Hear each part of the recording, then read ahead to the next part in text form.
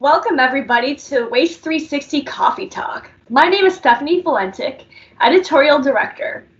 Today, we're here with Scott Downer. How are you today, Scott? I'm good, Steph. Thanks for having me. Appreciate it. Scott is the National Sales Director for Cascade Cart Solutions. So, for those who might not know about Cascade Cart Solutions, Scott, can you first start by telling me a little bit more about the company and its history in solid waste and recycling? Sure. Cascade was started by a gentleman by the name of Fred Keller back in 1973. He was a large tonnage injection molder. The way we got into the business was it's kind of an interesting story. Dean Buntrock, who was the chairman of Waste Management at the time, in 1989 decided he wanted to build his own garbage can. And so he enlisted a couple of his old original acquisitions, Stan Remidsky and Wally Schaefer. I think all three of them are in the Hall of Fame. And he asked them, what do I want to do? Do I want to injection mold a cart? Do I want to rotomold a cart? Do I want to blow mold a cart? And what they came back to him and said, you want to injection mold. He goes, okay, now find me an injection molder. And next thing you know, they bring this opportunity to Cascade. They found Cascade, brought the opportunity. And literally in a cornfield next to Gerald R. Ford Airport in Grand Rapids, Dean and Fred shook hands and said, okay, we're gonna consummate this deal. The deal was Waste Management was going to buy all the presses and all the molds in the facility. Cascade was going to build the facility and provide the marketing and sales support. In doing so, Waste Management said that we couldn't sell to any other competitors. We could only sell to a municipality that picked up its own trash. And we said, fine. And we broke ground and we started in 1989, 1990. And carry that forward to 1998, when Waste Management and USA Waste merged. The new regime came in and they said to Cascade, we don't want to own these presses and tools, so how about you guys buy them back from us? And we said, that's fine, but we would like the opportunity to sell to everybody, then all your competitors. And they said, yeah, that'll work.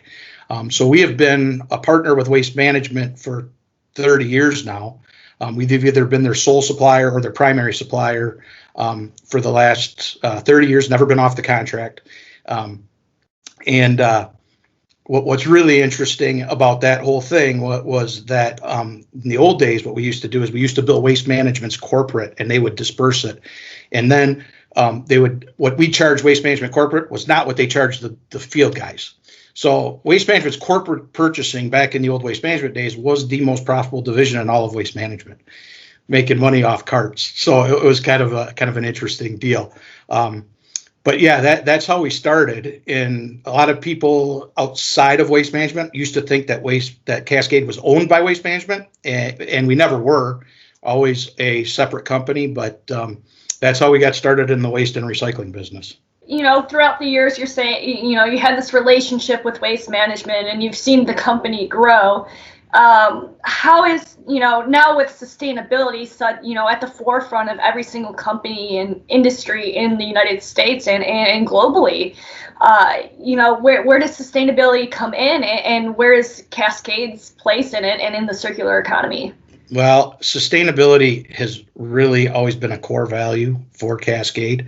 As I said, Fred founded the company, but it was really at the forefront of this.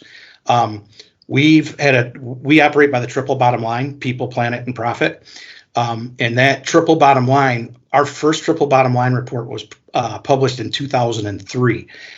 2003, sustainability was not a big deal at the time, right? It wasn't at the forefront of their thinking. But Fred saw this coming and knew that he needed to go down this. He actually taught a class in sustainability at Cornell. I believe he is the executive in residence at University of Michigan's Business School on sustainability.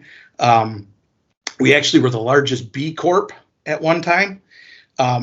And for those of you who aren't familiar with B Corp, it really takes in the triple bottom line. It's about the people, it's about the planet, it's about your accountability, and it's every 2 years you're up for it, and it's an independent organization that does this, that rates you to make sure you can keep this B Corp status. And I say we used to be the largest when we first got into this, and that was true until Fred's got a place in Jackson Hole, and he ran into Yvon Chouinard, I believe is his name, the founder of Patagonia, at a cocktail party or something like that, or a charity function. And the two of them found out that they were really had the same business philosophies. And Fred asked Yvon, do you know about this B Corp thing? And he's like, no, I don't know anything about it. So he explained it to him, and he says, I think you guys should really become part of this. And Yvon said he went back to his people and asked them to look into it. And sure enough, he decided that we're going to become a B Corp. And instantly they became number one and we became number two. And I always told Fred, this doesn't work, Fred. I used to be able to walk into a customer's office and say, we're the largest B Corp.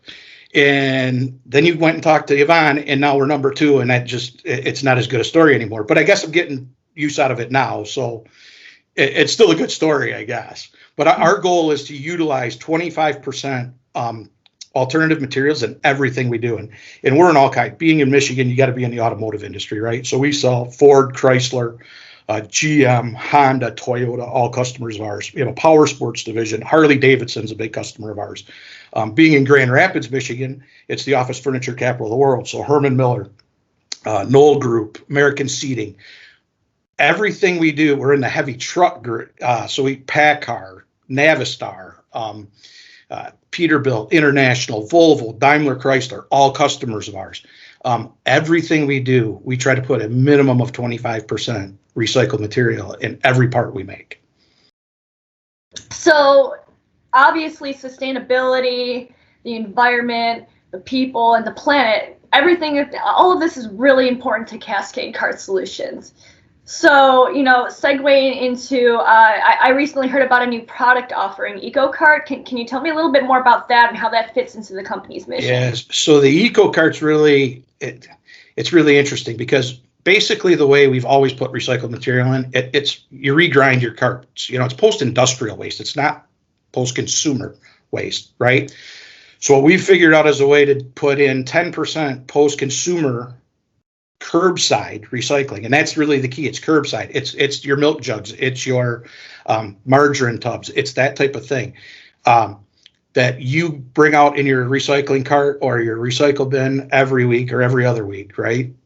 And we're using it. Polypropylene and polyethylene, high density polyethylene is what a cart's made out of. Polypropylene is really the plastic that's being used in all those consumer products. They don't mix well. So we started at 10%, and we've gotten 10% to work. And again, it's stuff that's collected at the curb. It's stuff that you're using. What we found is that this plastic material, when China put the bans in on sending stuff back to them, that this stuff was piling up, and we really had to drive a demand from a domestic standpoint. And we had to try to use stuff that was hard to use. And so that's what we've done, and we've developed this with our partners at APR and KW Plastics and Waste Management to come up with this.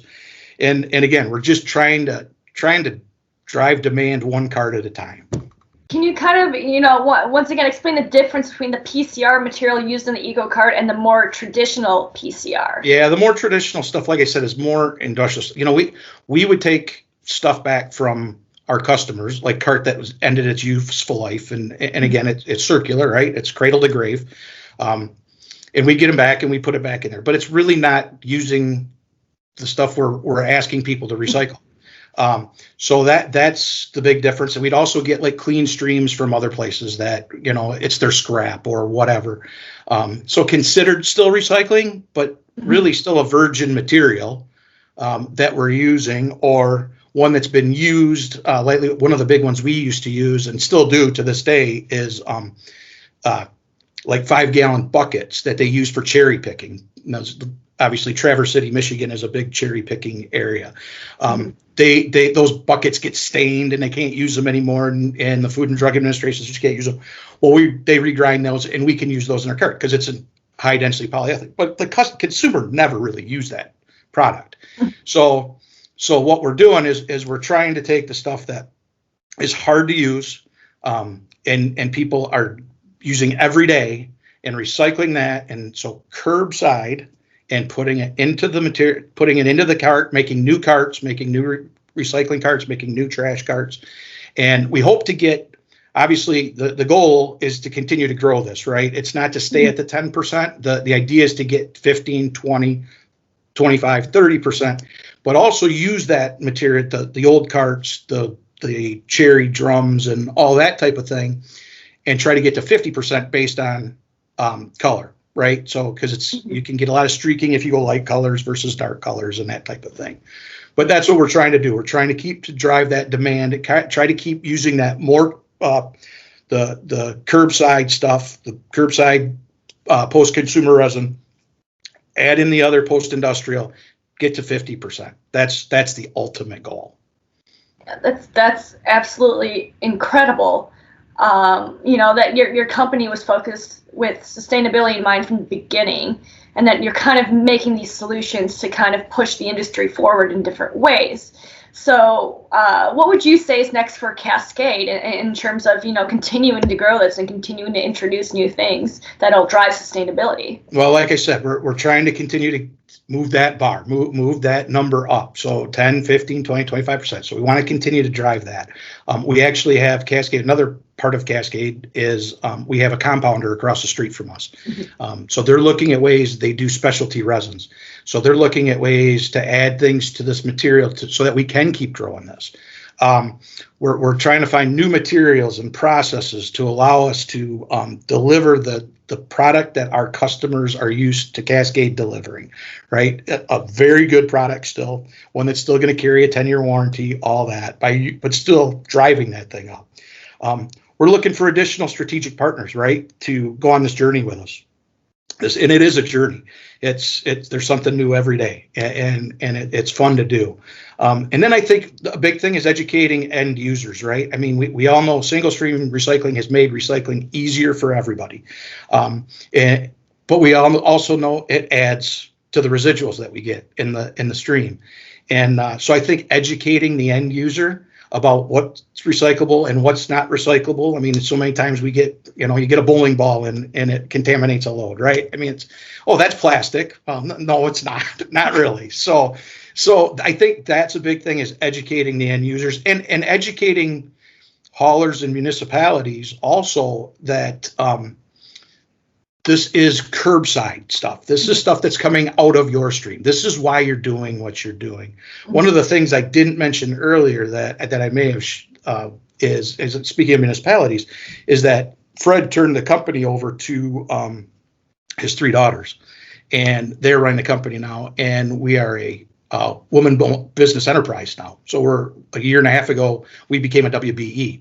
So when you're doing a municipal bid, if we can go in and help the municipality say, or help our customers, the hauler who's going into the municipality saying, look, I've got to have X amount of MBE or WBE credit. I've got to buy a ton of carts. And oh, by the way, it's using curbside recycled material. That's a win-win for everybody. Mm-hmm. Thank you. No do you have any final thoughts or anything you'd like to add? No, I think it's great. I think it's a great conversation. I'm glad you guys are doing this. These things are fun to watch. A lot of us in the industry all work together, right? I mean, I like to say this industry is like a shrub. I've been in it I graduated from Michigan State in 1992, and I've never left it. And I know so many people, and it's fun to watch a Don Ross on here and those type of things. So yeah, it's glad, and I'm glad you guys are doing this. This is great. Thanks. Thank you. Thank you so much so much for your time today, Scott. And thank you everybody for joining us on Waste 360 Coffee Talks.